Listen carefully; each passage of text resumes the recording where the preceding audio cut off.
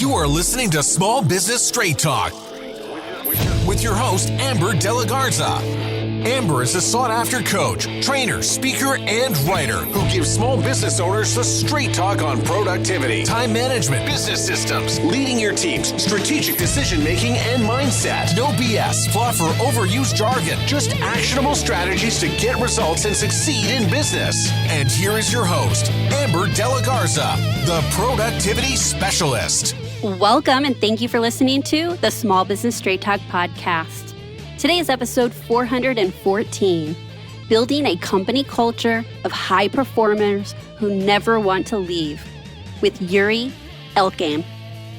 If you're a small business owner who wants to learn effective business strategies, improve time management, and elevate productivity to maximize profits, reduce stress, and make time for what matters most, then you're in the right place, and I'm so glad you've joined me. Today, I am bringing back this interview with Yuri because this conversation was really good. And if you didn't get to hear it, you should. And if you have, it is definitely worth a listen again. Yuri gets real about being the source of his own team's chaos. Can you relate? And exactly what he did to fix it. If you've ever felt like you've been spinning your wheels with your team, like there's too much back and forth, too many unclear expectations, and you're wondering if it's them or if it's you, then this conversation is going to hit home. I'm really looking forward to you meeting our guest, Yuri. Yuri is a New York Times bestselling author, former professional athlete, business strategist, and the founder and CEO of Healthpreneur. His journey into health and business was inevitable. After dealing with a host of health issues as a teenager, he eventually lost all of his hair at 17. Yuri turned his battle with chronic illness into a successful online health empire that has helped more than 500,000 people to be better and with their health, while providing him with a platform to write 3 best-selling books and share his message on major media outlets like Dr. Oz and The Doctors. In 2018, he sold his health business after 13 years at the helm. Yuri is now the CEO of Healthpreneur, where he and his world-class team of coaches help health professionals and coaches leverage the internet to turn their expertise into high 6- and 7-figure virtual practices that create transformative results for the people without the grind.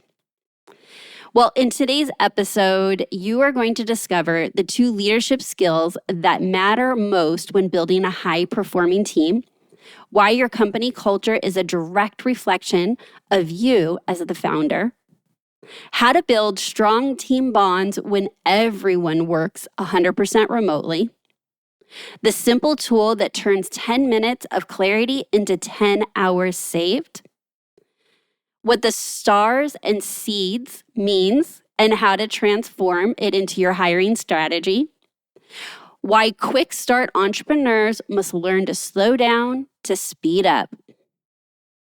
All right, so before we dive in, I want to just invite you to hit pause and take my next level business owner quiz. If you have not done so, I would love for you to take 3 short minutes to find out what's holding you back from taking your business to the next level.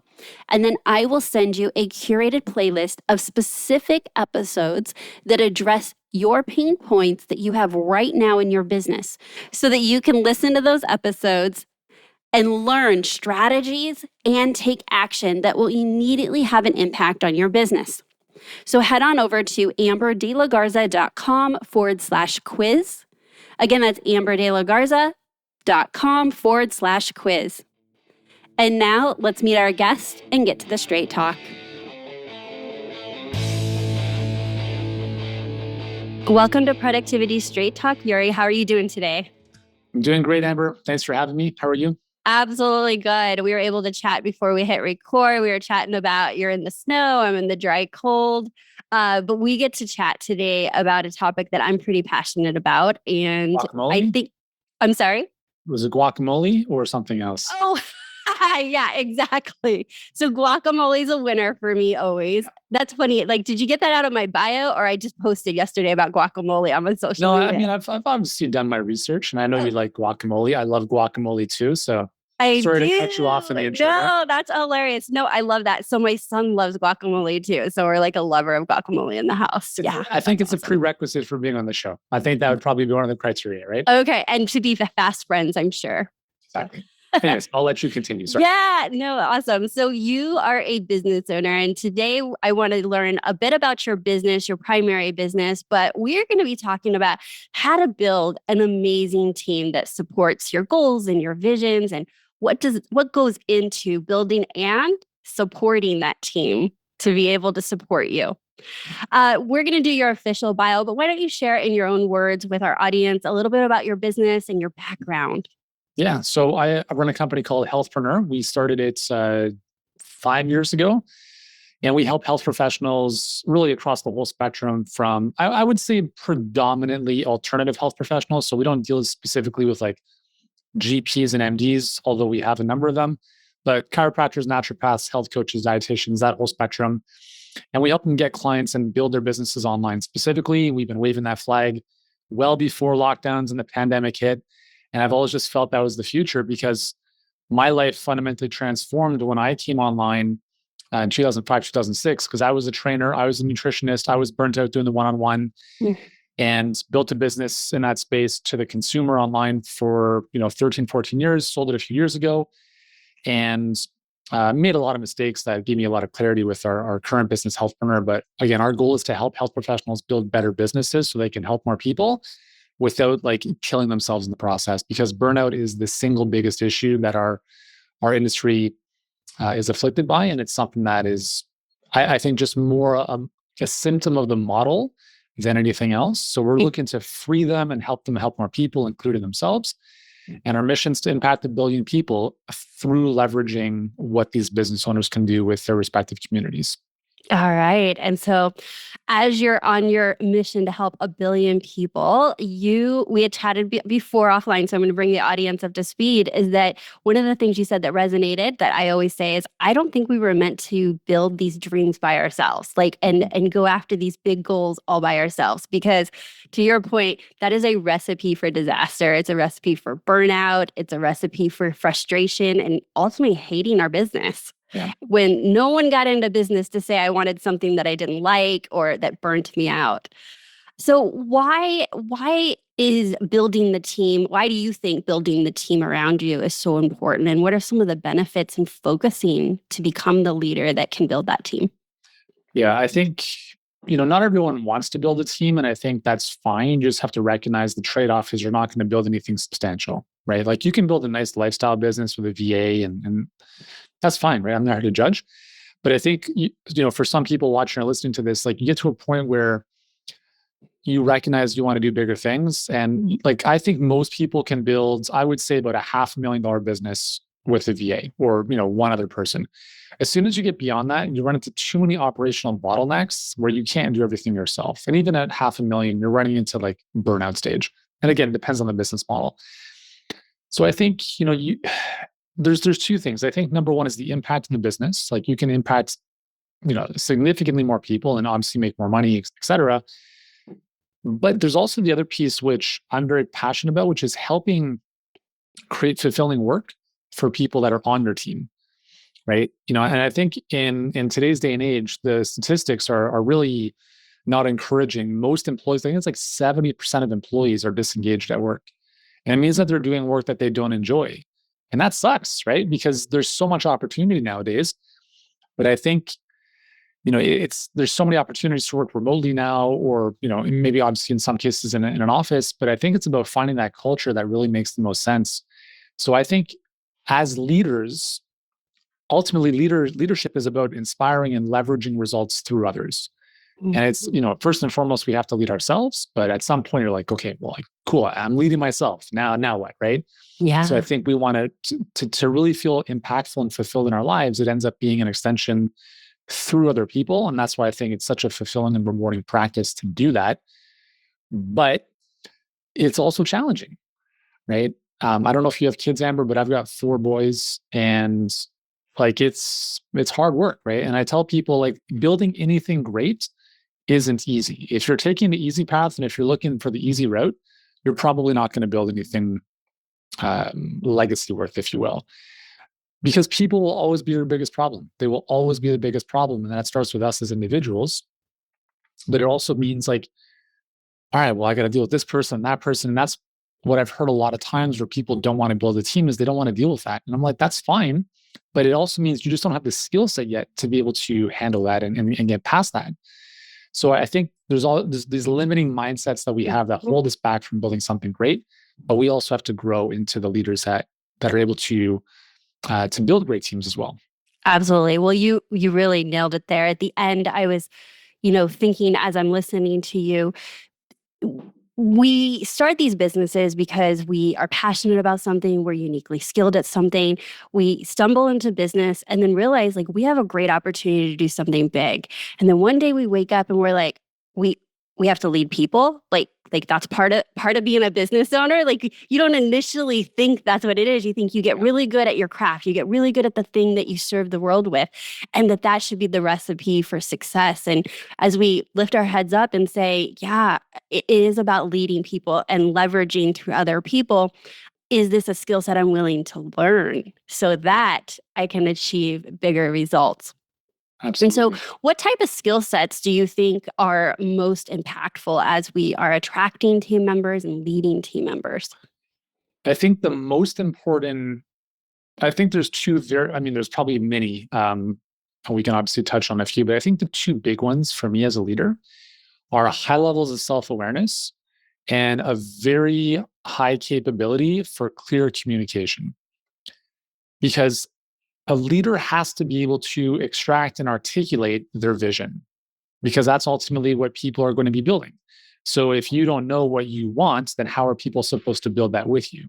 So clarity of vision is massively important, but that also boils down to clarity of, if you want someone to do something, or if you're building out a new project, the clearer you are as the leader about what that outcome could look like, the less back and forth and micromanaging is going to be involved in that whole project.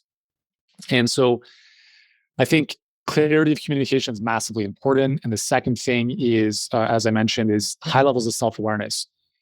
The ability to, and this is like, I had a bit of an issue with one of my kids this morning, and I went for a walk. I had to clear my head. And I came back and I told my wife, I'm like, listen to this course that I had purchased like a year and a half ago that I totally forgot about. And I said, we have to be on the same page with this, because I said, it is 100% our fault and it's our responsibility. Because as I'm listening to this, I'm like, it has nothing to do with my son. It has everything to do with me, right? How I'm showing up, the way I am. And I think as a leader, whether it's, parenting or leading ourselves or a team, we have to understand what are our strengths, what are our weaknesses. And we have to be able to evolve and adapt to our environment, as opposed to expecting everyone to simply, like, hey, it's Yuri's way or the highway. Like there's certain, like there's a certain dance that has to happen, because if you're not able to even understand that, listen, you might be saying the things that rub people the wrong way, or hey, maybe you talk way too much and people are tuning out. Basic levels of like emotional intelligence like that, I think, are massively important. I agree. I think about how I show up always myself, but I would say each team member gets a different flavor, whether I'm more direct or I'm communicating more clearly on an area that I know is a weakness for them because they need more explanation. Whereas if I talk to someone else, they need a little bit less explanation. I agree with you that it does take the ability to read the room, but understand people so that they can show up their best. Totally. Yeah. It's, and that's one of the most, satisfying things about leading others, is like, you just get to learn about, like, I remember when I hired my first assistants. So this is like my first hire, 12, 13 years ago. I did a personality assessment called the Colby test. Mm-hmm. And I realized, I'm a high quick start, low fact finder, which is very similar with a lot of entrepreneurs. And when I had my assistant do the test, she was the complete opposite. And I was like, oh, people are different than I am? Okay. I remember having that like, same thought when I learned personality tests. Yeah, I was like, oh, So you can't get this done by tomorrow, and that's okay because you don't think the same way I do. You don't operate the same way I do. So that was a really, really big eye opener for me to understand that everyone is not the same as me. And it's actually a good thing because if everyone was the same as me, like nothing would get done or, whatever. So I think it's about appreciating. The more I've like developed our team and really spent in this kind of leadership realm, the more I study behavioral sciences, the more I'm fascinated by what drives this person. How is this person going to show up? How does this person respond when, crap hits the fan? What are some tendencies about this individual that, I can observe and help coach and et cetera? Because it's fascinating because really, like, if you can help people become the best versions of themselves, everything else results wise will follow. Mm-hmm. And that's something that really I'm very passionate about because I've always been driven by really my core why on this planet is how to help people become the best versions of themselves. Right. It started off in health and wellness and weight loss and all that kind of stuff. And then it's obviously, helping business or health professionals build their businesses and in the process building themselves. But it's also with our team members, is helping them become the best versions of themselves so they can continue to ascend in their career path. And if I can be a catalyst in that process, then that's great. Is your team all virtual or do you have a hybrid? We're all virtual. So right now we're a team of close to 30, and most of us are. So I'm just outside Toronto. We have a few people in this neck of the woods.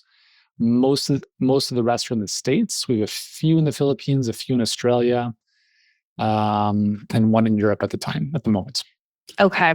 Yeah. So I think a lot of us are familiar with, company corporate culture. It's, how do we gather? How do we celebrate people? It's much more organic when you're face to face. So I want to dive into how do you create culture, support the culture in a 100% virtual company?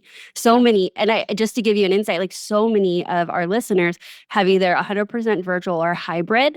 And the question that I often get is like, how do I do that? Like Slack, like that's it. Like, how do I create that culture?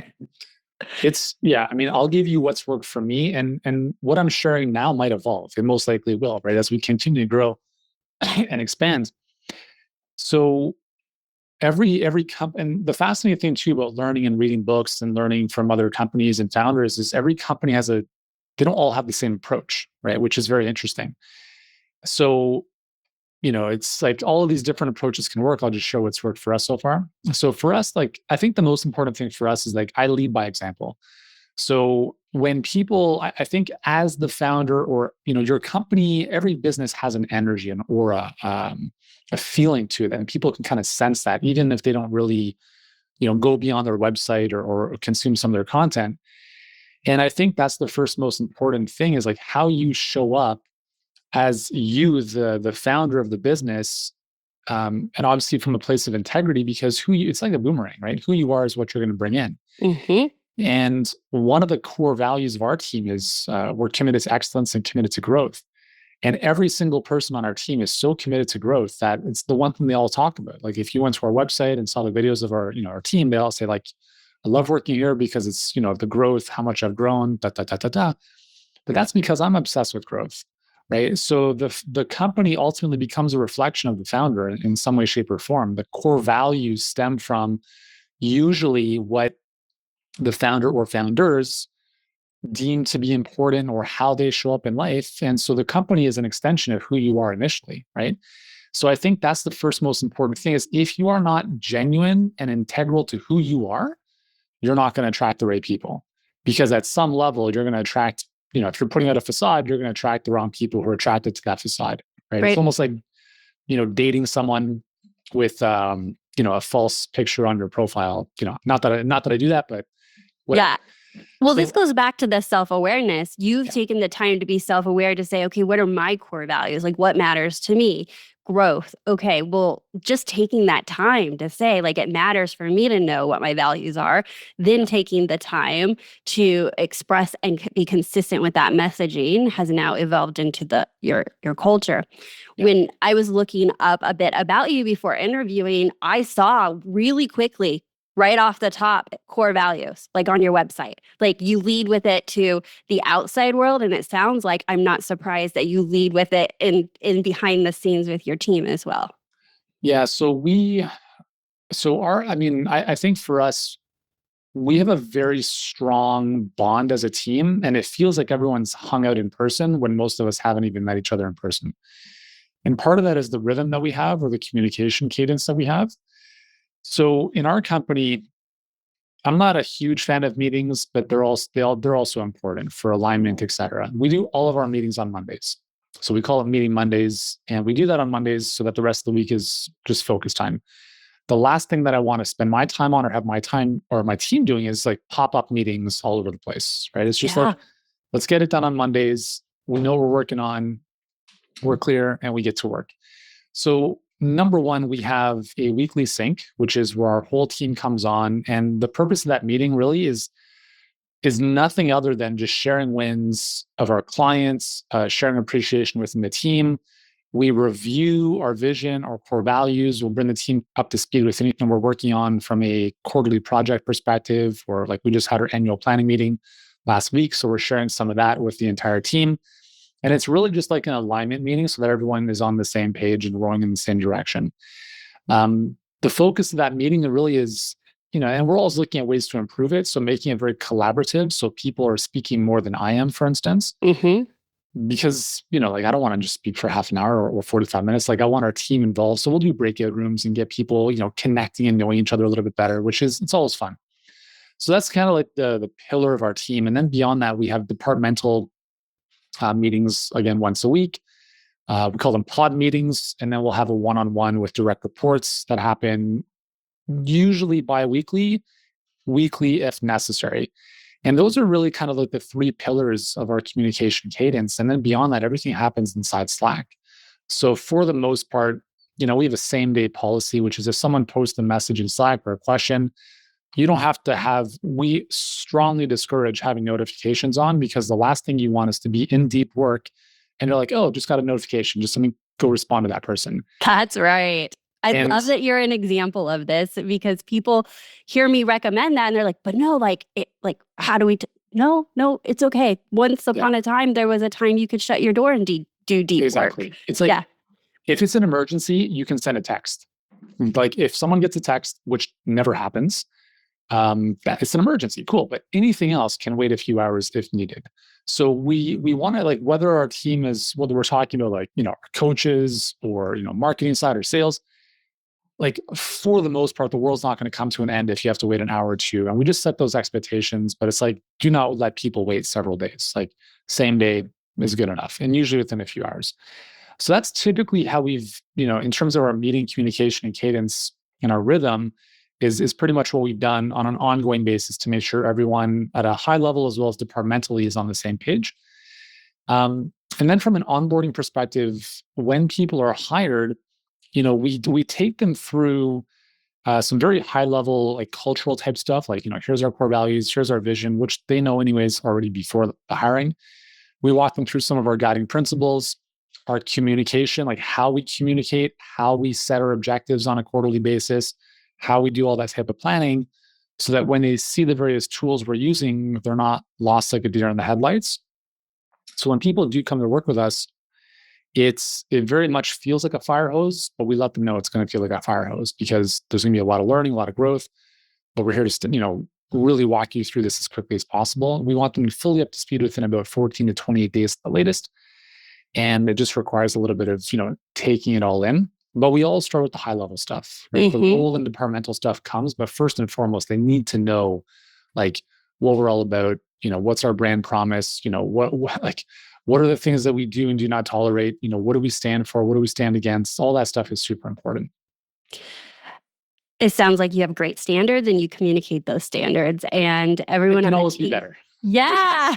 Yeah. Well, let me ask that what we're hearing today sounds great, but it wasn't always that way. So how did you pivot over and over throughout the years of being like, okay, I need to be more in leadership. This is more about okay, onboarding didn't necessarily work? How'd you get that feedback loop to keep making those adjustments throughout the years? Because I keep hearing you say, and it's going to be different later. So I know you're always evolving. How did you get to where you're at now? So in my previous company, it was very complex. Like we had, I would say, at least 100 different products. So ebooks, courses, supplements, and funnels to associate with each one of those. And the problem that I didn't realize I was the problem until later on in that business, and my brother was the director of operations. I would just be like, hey, man, let's do this next week. And he's like, eventually, it's like, dude, you're freaking out the team every time you bring stuff like this to the table. And I was like, why? Let's just get it done. That's how I ran the business for so long. Quick start. And yeah, just a little bit, right? Yeah. And so that was kind of my first, oh, maybe I need to do this a little bit differently. But I don't think it was until I started Healthpreneur in 2015-ish that I really started thinking a bit more about this. And even then, I still had that tendency. And a few years in, I started to look at, okay, we have a good base, revenue is good. The sales and marketing piece is pretty much dialed in, but we need to improve operational efficiency here. We have to figure out a better way to communicate because I do not want to burn my people out. I feel like I'm spinning my wheels. Like it's all over the place. Like that's kind of the feeling, right?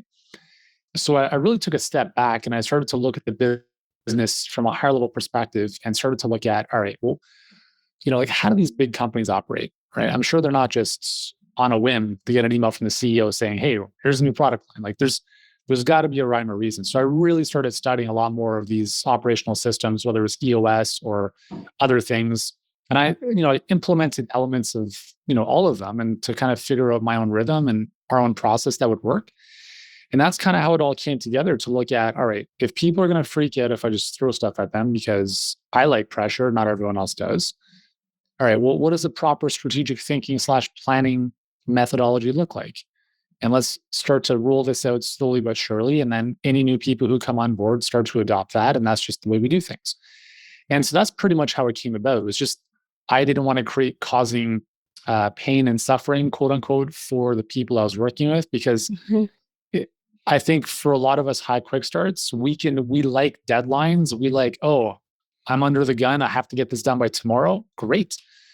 Not everyone thrives in those situations. And so that's really where it stemmed from, is I did not want to continue running a business that was just a week by week. What are we going to do? What's the next promotion? Like, I didn't want to run that. I wanted to have a very clear vision of where we're going, obviously in the future, but what are we focused on this year? Yeah. And then what are we going to do in the next 90 days to move closer to that? And that started, how it started to evolve. And that's kind of where it came from. So this interview sounds more like an entrepreneurial case study, which is a type of interview that I do, because what I love, I just want to pause for all the listeners to hear this, is that you're a self-identified quick start. That's what you tested. So many people that are listening are like, me too. And they don't see that it's possible to become the planner. They don't see themselves possibly, slowing down to speed up or to create less stress and chaos for themselves and their team. And I love that you just shared that experience. It sounds like you woke up one day and was like, this isn't working for me. I'm willing to make a change. Yeah. And I just want to share something on that, because there is a lot of benefit. And this is actually so I was talking with our leadership team about this too. And I said, as a team, we have a core profile of being fast action takers. And that's great. But the downside is this other thing, which is, I guess, cutting corners in communication, et cetera, stuff like that can happen. And, many entrepreneurs have heard the saying, ready, fire, aim, right? Just kind of like go. And that's how I lived my entrepreneurial life for, a decade plus. And then I started to think about, well, when I did that, what ended up happening was I had to go back to that stuff that I fired and fix it afterwards. And then when that happens dozens of times, you're like, dude, maybe you should aim for a second, right? Yeah. So I really had to move out of my just go into, all right, idea, cool. Clarify the idea. Am I clear on what the vision looks like? Am I clear on what this, ends up looking like? All right, cool. Just sit with that for a second. Who are the people involved? What are the resources required? Is this feasible? Is it viable? Et cetera. And really starting to ask better questions before just going. Because like it's so easy to do more and it's hard to do less. But doing less really well is just something I've grown and matured into. And now I love taking my ideation and using that to build systems and machines. That's where I get a lot of my kind of creative juice out. It's not so much about creating new product lines. We have 2 core programs in our business. That's it. And I kind of use that high quick start energy to look at how do I continually improve the product? How do I make it easier? How do I reduce, if it's a 20-minute video, how do we bring it down to 10 so our clients can move through things more quickly? And so that's where I am able to disperse more of my creative energy on the product side, but also really stepping back to look at what are the smart strategic moves that I'm not just going to throw tomorrow, but really thinking through because I know the consequences of not doing so properly.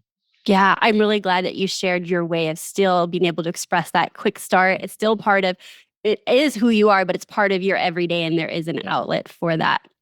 One of the things that I have heard over and over is the frustration with quick starts that, well, why can't it just be done? Like because you see it's 2 steps, but the person that is the perfect complement to you saw the 27 steps that it takes, right? The details, the executor. How have you navigated being more open to, okay, this is the special skill set I bring to the business, and I equally respect the opposite, which is like, it takes the person to say, hey, that's 27 steps, not 2. Yeah. So I think for me, it started off with just the amount of back and forth that was happening. I'm like, why don't you get this? Like, oh my God, like really? I have to I fill you in on that detail as well. So it was like back and forth, back and forth, back and forth. And I could easily say, well, I have the wrong person I'm working with. I could say that. But I also have a belief that great systems can really solve many people problems, right? Because when I say a system, I mean, it could be a communication system. So something I learned from one of my coaches, Dan Sullivan from Strategic Coach, was this tool called the impact filter. And we've revised it, over the years to something we call the vision clarifier. And my team knows that, and I continue to remind them, do not let me bring something to you without a vision clarifier. So for us, a vision clarifier is, and this could be, it doesn't have to be a huge thing. It can be like, I want this thing done. And we have a decision-making process where the first question is, can this be done in under 5 minutes? And if the answer is yes, it just gets done. But if it requires more than that, and it requires more than one person involved, then it has to go through a vision clarifier. And the vision clarifier starts off with, what's the problem or the pressure that I'm trying to solve or the thing I'm trying to create? Why is that important? So I'm like, I have a 1-pager and I'm like, typing in or mapping this out. So I'm selling myself on what has to get done here. And then I'm looking at, all right, well, who is going to run this? Who's the champion of this project or this thing? Okay, cool. Do I have the right person? Are they the most capable? I think so. Cool. What's the worst case scenario if this doesn't get done? What's the best case scenario if this does get done? And then what are the outcomes, the specific outcomes you're looking for? Ideally tangible outcomes. What's the time required? What are the resources required? And then mapping out about 4 to 6 milestones, just, I think this, and then this and this. And that's all happening in 1 page. So that takes me about 10 minutes to sit with and think about. I'll take that and then I'll just give that to whoever is going to be working on this project. So it could be, a project manager, it could be our director of ops, could be, whoever it is. They will read it. And then I'll ask them to just send me a quick Loom video about what they've understood to be true about that process. And then once that's all good, if it's a slightly more complicated thing, then we'll jump on a clarity call. And that clarity call will be about 15 minutes. And then we just spend a little bit more time talking about what are some of the risks, what are some of the things that we're not thinking about, who's involved, who's going to get stuff done by when. We map all that out. And then it moves into what we call our flight plan, which is our sprints or our weekly commitments, depending on if it's a smaller project. And again, it seems like, a very bureaucratic process, but it's something that, we're continually instilling into our team because number one, it opens up the communication and transparency to everyone. So everyone knows what's happening and there's no black ops, there's no hidden projects. And then the person who is going to be championing this thing pretty much has all the clarity and details they need. And what that means for you as the visionary is you can completely remove yourself now. So now there's no more like, hey, what do you think about this? What do you think about this? It's like, no, you have all the decision-making capability. Send me the almost finished products, and that's it. So it saves you or saves myself. I'm like, like Geico, like 15 minutes could save you 15% or more. Yes. I should actually come up with a tagline for this. Like 10 minutes could save you 10 hours or more. Yes. That's exactly what this is it's clarity. And I tell my clients this, I'm like, the more clear you are, the faster you will go. And so this process is you get clear and you take a whopping 10 minutes to really think about, all right, why is this important? What are the outcomes, et cetera? And then you hand that off and it's 80% done. And then now you can really step out and then everything else moves so much faster. And that's just so much better than random Slack messages or random Asana stuff and just back and forth all over the place. And that's more or less how we do stuff now compared to, the ping pong matches that used to happen way back in the day. Right. I have never heard this strategy before, and that doesn't happen often. So I'm like blown away. I love it. Thank you so much for sharing. You're welcome. And I'm just imagining using this, which is structure, but I believe structure creates a lot more freedom, right? Yeah. So like you said, 10 minutes gets you 10 hours, a lot less stress, a lot less frustration, probably a heck of a lot closer to what you actually envisioned in your head because you took the time to clearly communicate. Have you ever gone to do this vision clarity worksheet and said, wow, I actually can't tie this to our quarterly plans, and then dump it? Like, it seems like it's a great filter to stay on track with your monthly and your quarterly and your yearly plans as well, because so often we as business owners love to throw in new things that just take us on this whole other journey, and it actually takes us away from achieving our ultimate vision for that year. Yeah, which is why it's so important to do it, because you have to sell yourself first and foremost before you can sell anyone else on the team on it. So if you're going through this process and you're like, you know what, it's probably not that important, right? Is this really going to move the needle, or is just like, am I trying to itch my my dopamine, thingamajig, right? So it's a very, very good practice for that. And even in our quarterly planning, there's been many, many times where we have set objectives for the quarter, and we'll like for 2 weeks in, and we're like, you know what, this thing, we're just going to scratch it. We started getting into it and we're like, you know what, this is a waste of time. This is not that important to us. And so we give the team freedom to, like, if we write stuff down, it's not like we're not writing stuff on a block of cement. It's not fixed in stone. If you engage in a project, stuff happens so quickly now. Like, there's new technologies that can change. Like, I'm trying to think of an example off the top of my head, but if you're forecasting like a project for the next 90 days and you're doing the best you can with the knowledge and information you have, but if you learn something tomorrow that you didn't know before, all of a sudden that project could become unnecessary or obsolete. So within our planning methodology, so if we have an annual planning meeting, we'll have a quarterly planning meeting every 3 months. Those quarterly planning meetings are, we know, so okay, guys, here with what we currently know, here's what we deem to be the most important projects to work on based on our available bandwidth, et cetera. And we'll work on those. And then sometimes, we're like, you know what? A month in, we're like, that thing, it's not that important. Or we'll finish something. We have more bandwidth now. We can add something else in. Because the other thing is that when you're in a high growth company, or at least a always learning and ideation type of process, you have to give flexibility for those new ideas to come in, because otherwise you become a dinosaur. You become so rigid to say, nope, sorry, we can't do anything for the next 90 days, even though that thing could change the game in the next 30 days. So it's this balance of, I'm 100% in agreement with you around the structure creates freedom, because otherwise it's just, you're just new ideas every day. Mm-hmm. But giving yourself a little bit of wiggle room to, again, assess with discernment, to be like, here's something I just learned. But instead of saying, let's do it, really taking it through a thinking process and letting it simmer for a second, and looking at, okay, is this going to further weigh down people who are already working on stuff? Because if they're going to work on this, I got to take something else off their plates, as opposed to, and do this, right, and do that. So I think for me, that's been a big learning over the past couple of years, is recognizing it's not and this and this and this. It's and this, but this other thing, well, we're only putting this thing in because we finished this thing, or we realize it's not really going to move the needle that much. So I don't know if that makes sense. Well, it sounds like there's a lot of feedback loops. You guys are always evaluating and pivoting when need be. Yeah. One of the things that you said that I just want to highlight is that you make a decision on the quarter and give yourself the freedom to make a different decision. Yeah. So often business owners don't want to commit to a plan for the quarter or for the month or even for the week, because if it doesn't go as planned, they failed.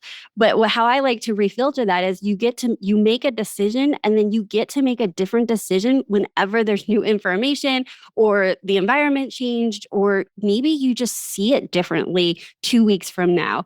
All of that is okay because it's a new input. But waffling on, so we're just going to see what happens. And it's very indecisive and not a great strategy to move forward. And ultimately, like whatever you decide should support the bigger goals, right? So, like you have somewhat of a clear vision of the future, 3, 5, 10 years as much as possible. And for us, we have what we call our focus 4, which are our 1-year goals.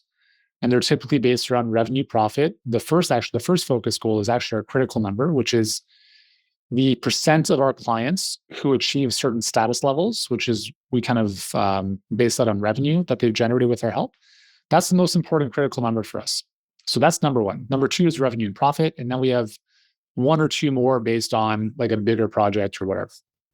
So when we let's just look at the critical number. Cool. So every decision or every project under that critical number is, how is this helping our clients win faster or bigger? That's it, right? So if we have a new idea that comes in, cool. Does it fit into that category? Cool. Is it going to support that? Is it going to help move that metric and that goal? If yes, okay, cool. Let's consider it. But if it's a complete departure from the main goals and the North Star, then it's like, well, now we're just all over the place. So definitely be adaptable, but also, you have to be able to, again, that balance between structure and freedom. Excellent. One thing I wanted to talk about before we close out is that you coach your team members. And that's not often a common terminology used as a leader to say, I coach my team members. Can you elaborate on that and give me some examples of how you see yourself coaching your team members? Yep. And to be honest, I had a revelation like last week. I mean, that's something I can still do a better job of, which I'm going to commit to this year. But so our business is fundamentally a coaching company. So we coach our clients. And I realized initially I spent all my time coaching clients. And then we hired other people to support us with the coaching. And then I moved into coaching my team. I was like, that's pretty cool. And that seems to be the path of like you coach clients, then eventually you coach your team to coach your clients to bigger results. So my whole goal is, how can I build the team and help like in the growing of the team, have them build the business? Instead of, I love driving, but I also in the context of business don't want to be the driver. I would rather be the passenger and allow them to drive. 2 reasons. Number 1, I enjoy a little bit more freedom. And number 2, I empower other people to just do amazing things. So part of that is when we're looking to, there's really 2 types of people you can bring into a company. I call them stars and seeds. Stars are people who either have been where you want to go, and they're the ones going to teach you a few things, which would be great, but you obviously have to pay a premium for them, which is fine depending on where your business is at. You can also have stars who are, maybe not quite where you want to go, but they're high performers. They're going to come in and they're going to have the output of 2 or 3 normal people. And those people, you just kind of like, here's where we want to go, and they go and make it happen, and you just get out of their way. It's amazing. And then there are seeds. Seeds, in plain English, would be junior level people who you are willing to take on and really look at, okay, here's what I'm not expecting, day 1 amazing performance, but in a year from now, this person could be a rock star. Right. In either scenario, you have to commit to growing them. Like if you brought a star in, like you still, whether it's you teaching them or at least giving them access to training, it's like, I don't have all the answers, but I easily have purchased courses, masterminds, coaching programs for team members based on what they wanted to work on. And that's something that's very important to us because number 1, I don't want to be the go-to or think I'm the go-to for everything. So if I can provide some operational help by purchasing that for our ops person or some copywriting trainings for our copywriters, I'm all for that. And we've done that repeatedly. On top of that, I do spend a good amount of time on a daily basis in different areas that I would say I'm the best at, which is sales and marketing. So if we're bringing on new sales reps or a new division we're looking to build out in sales, although we do have a director of sales, I'm happy to spend the time in there initially to build up and coach our team. And again, I know that like right now we're building out an outbound sales team, and that's something I'm very, very passionate about helping develop. So I'm in there every single day with them, coaching them, helping them get better, and really show them the distinctions and nuances that will help them perform at the highest level, knowing full well that in the building of that system and machine, someone else will come in eventually and run that. On top of that, one of the things that we kind of got away from that I want to kind of bring back in is doing monthly masterminds as a team. So we kind of like, again, departmentally, so marketing, sales, coaching, et cetera. Each one person a month would come in and share something and teach the others. And it was really awesome. Like, oh man, that's so cool. They read an article somewhere or they watched a training or they went through something and now they're bringing that knowledge and teaching others. And that's something that I thought was really, really valuable. And it's something we're going to continue doing or we're kind of bring back in a more, I think, more impactful way.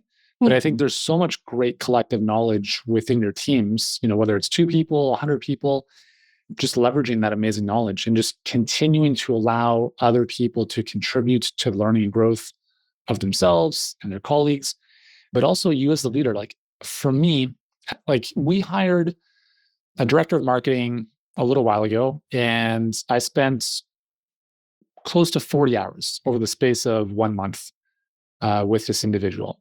And then things didn't work out too well. We let him go. And I had zero remorse. I was like, all right, one person could say, well, you just wasted 40 hours. I'm like, well, what's the alternative? I hire him and then what? Like if I don't spend the time with him, like, am I going to hope for miracles? I would rather, and I would do it 100 times again. I would rather invest the time. And this is in addition to the onboarding and training we already have in place, which is very step-by-step. But in key roles, I want to step in and make sure that like I'm empowering this individual. If I spend 30 days with someone, one-on-one if I have to, for 30 minutes a day, it is the best investment I can make because I can empower and leverage or really equip that person to go 10 times faster. And that buys me time and leverage. So for me, anytime I'm spending time with my team, there's never a question of, is this worth my time? It is 1,000,000% worth my time every single time. Absolutely. Well, one of the things that I think happened because you invested, so you were confident in your onboarding, confident in the hiring process, confident in the onboarding. You spend 40 hours over 1 month. You were able to make a quicker decision as a leader that person wasn't working out. Yeah. Oftentimes, because we're stingy with investing, because we're like, that's a little risky. What if they don't work out? We're not actually confident enough to say they're not going to work out because we feel guilty. We're like, did I do enough? Did I set them up right? Do we have the right systems? Did I train them enough? And then now that problem becomes a 6-month problem, sometimes even longer. So the power that you were, or not power, but the ability to be able to quickly move through that decision sounds to me because you were confident in the way that you showed up and the company showed up too.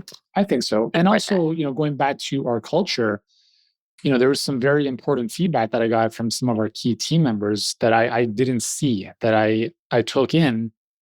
And I let our team know about this after this happened. I said, you guys, like, it's very important that you guys feel safe sharing stuff with me because here's why. And if I hadn't listened, and I'm not just talking about like someone who worked with us for a week who's like, giving me feedback. I'm talking about like key people on our team, 3-4 years, people I respect, and they're telling me certain things that maybe I'm not seeing.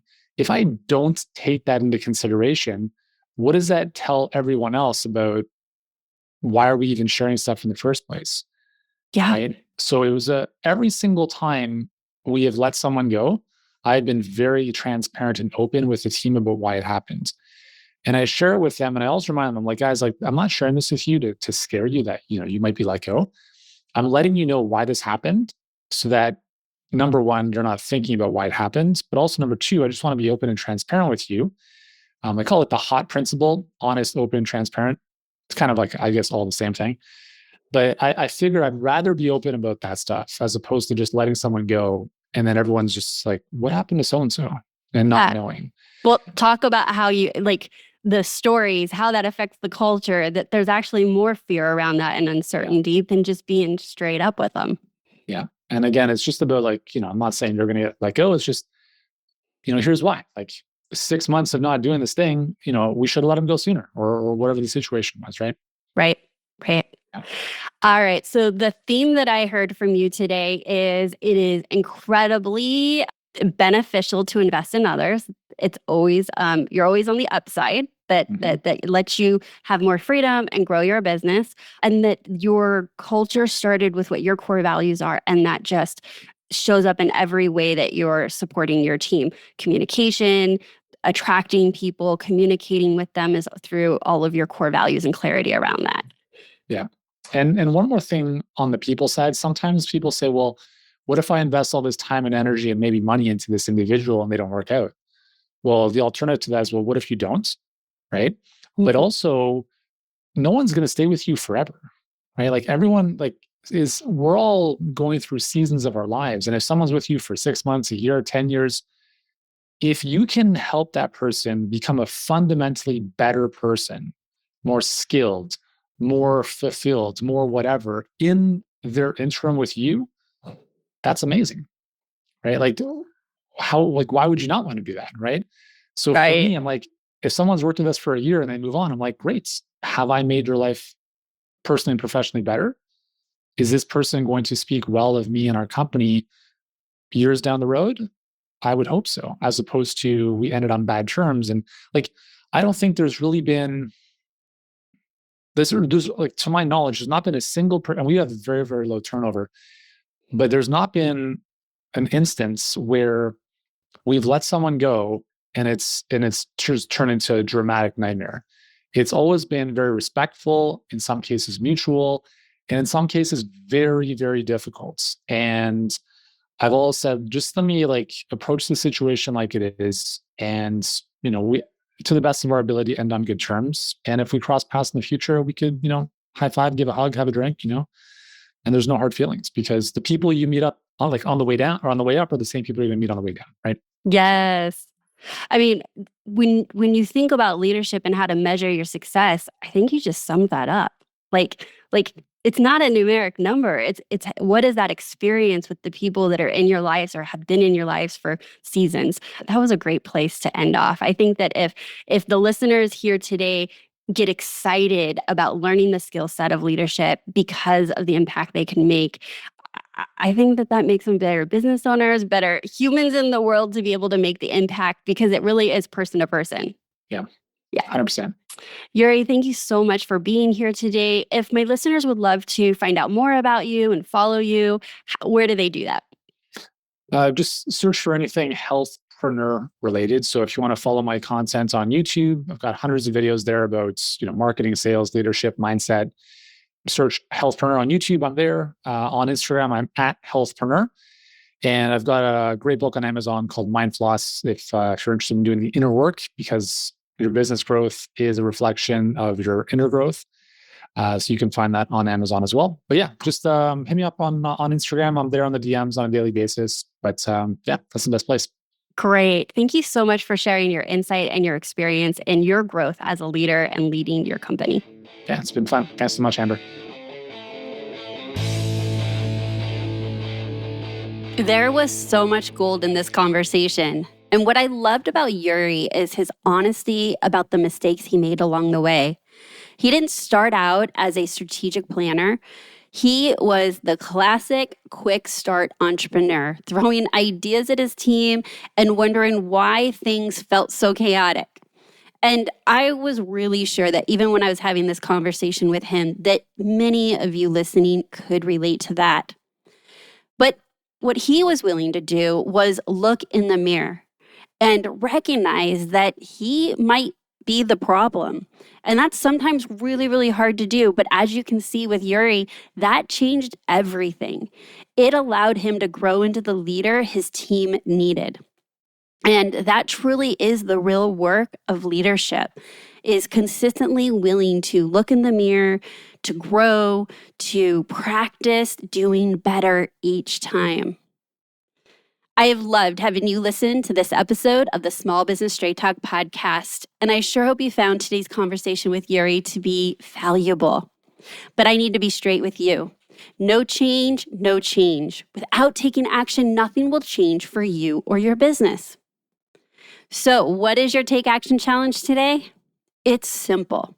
The next time you have an idea that you want to hand off to your team, I want you to pause. Yep, that's it.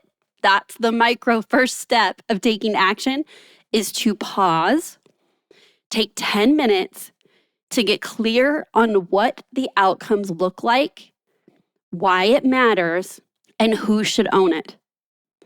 Write it down before you send that Slack message or jump on a phone call. That 10 minutes of clarity could save you hours of back and forth and get you closer to what you actually envisioned with the idea. Now, here's what's crazy. This interview was several years ago, and it was before we were all using AI regularly in our businesses and in our lives. And I did an episode about this, on AI and my own thoughts, and we've done some interviews, but it is definitely worth echoing here. This is one of those lessons that I am reminded of every single day when I use AI. Is that the irony is that when I'm using AI, when you're using AI, we are actually getting better at being leaders and communicating, because it is so clear that when we're not clear with our idea, when we don't take a moment to slow down and clearly articulate what it is that we're asking AI to do, we get work slop, we get crap, and we wonder why AI is giving us things that we would never use in our business. And yet the irony is we're like, but AI is so smart. Well, AI is smart. So are your team members. They just need more instruction. They need more clarity to be able to execute what you are envisioning. And I know for one, every time I'm using AI, it is forcing me to get better and better at articulating what's in my head clearly so that I get the results I want. And I hope you're experiencing that same thing. If you're not with AI, then this is the skill set to focus on, because it might be the same reason you're not getting the exact results you're looking for with your team members either. Before we close up, just to share a few things. One, I am at the current recording of this intro, outro of the re-recording. I am at capacity with my private coaching clients, but I am still taking discovery calls. So if you are interested in working with me and you just want to find out more and to see if we're a fit to work together, then please schedule that discovery call today. You can find out more about my coaching and to schedule a discovery call by heading on over to amberdelagarza.com/coaching. We are going to meet. I'll answer all of your questions. I'm going to get to know you a bit during this call. And if you think that moving forward with coaching is the right next step for you and your business, then I can put you on a wait list and you will be right there ready to get started as soon as I have an opening. Before we close out, if you are new here, I just want to say welcome. Thank you so much for tuning in. I hope you come back, hit subscribe so you don't miss another episode. And if you've enjoyed today's episode, be sure to share it with a fellow business owner. Send them a text, send them an email.